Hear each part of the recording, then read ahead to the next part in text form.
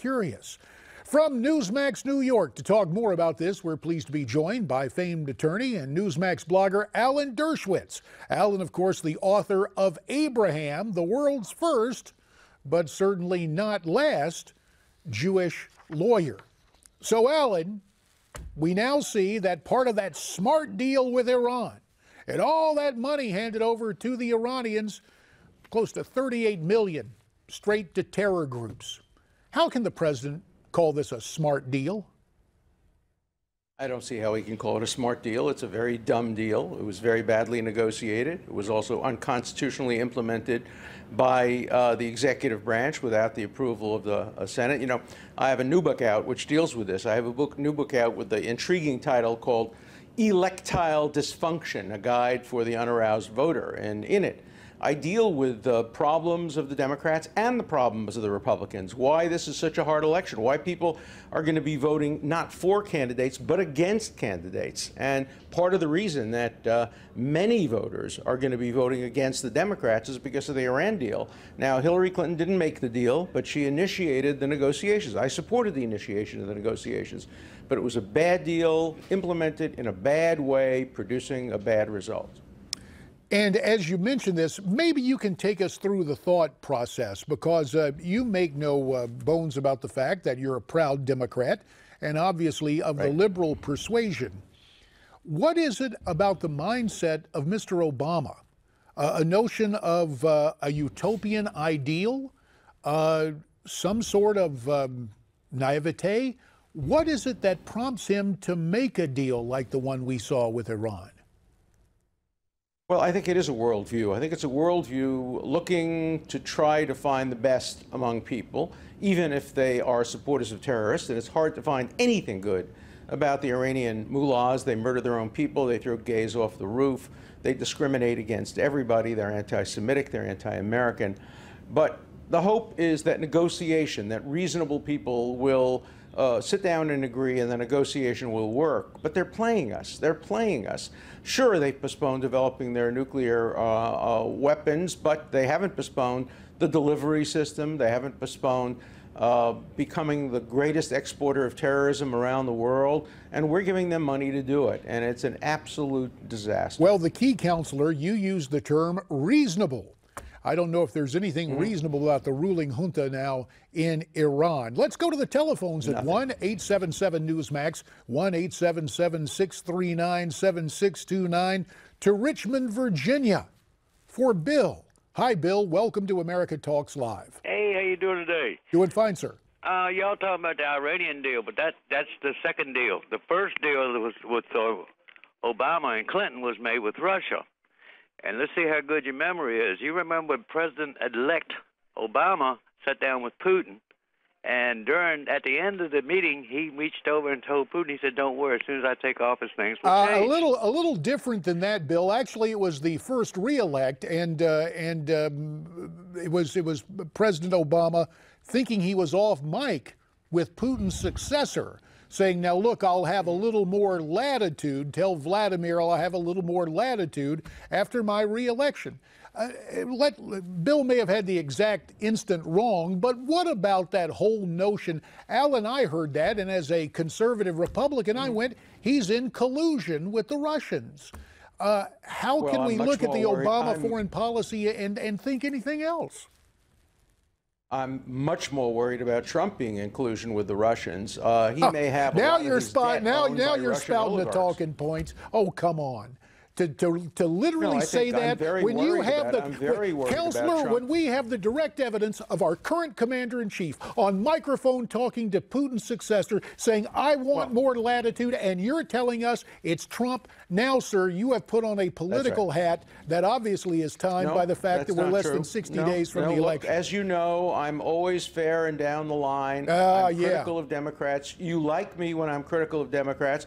But now I'm being critical I like you Trump. anytime because I enjoy invigorating discussions. But go ahead and state your reasons why you think he's the oligarch. I want Trump to give us his tax returns. I want to find out how much of his debt is owed by Russian oligarchs.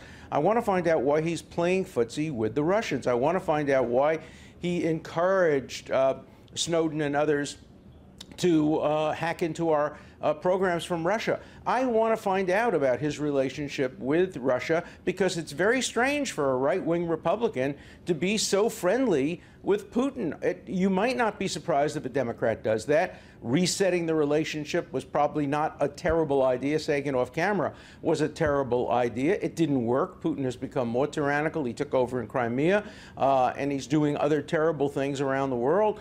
But I'm very worried about the lack of transparency about the relationship between Trump and Putin. Duly noted, Counselor. Duly noted, and we understand that. But there's also an atmospheric here that we haven't touched on yet that we need to in terms of where we are in this campaign. You've been a Hillary supporter. She's been sick. She apparently is going to come back on the trail on Thursday.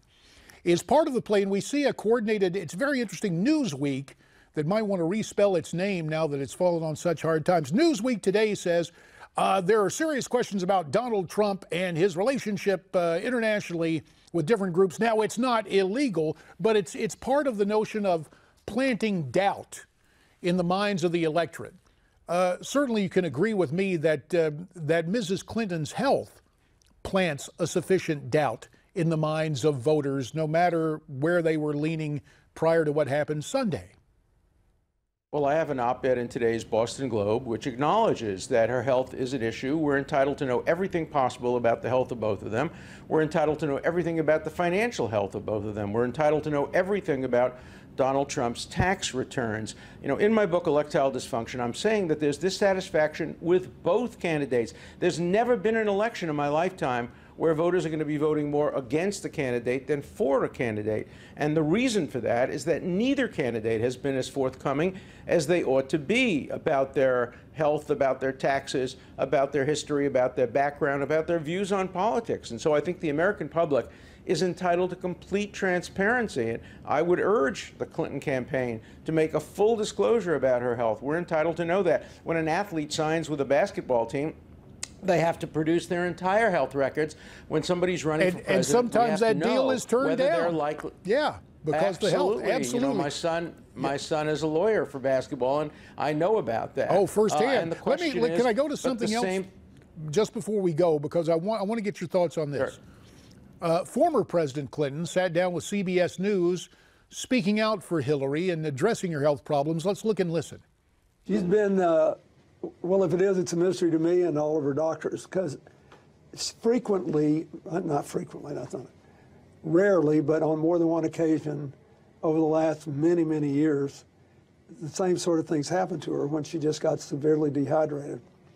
And she's worked like a demon, as you know, as Secretary of State and as a senator and in the years since. Alan, CBS News got some flack because on the evening news, they edited out that part where the president said, not frequently, rarely. It appeared on other shows. It appeared on that tape. Is that a big deal? They said they did it for time, and I'm sensitive to time. We only have 30 seconds for your response. No, I think they should have the whole thing on broadcast around the world. People can make their judgments.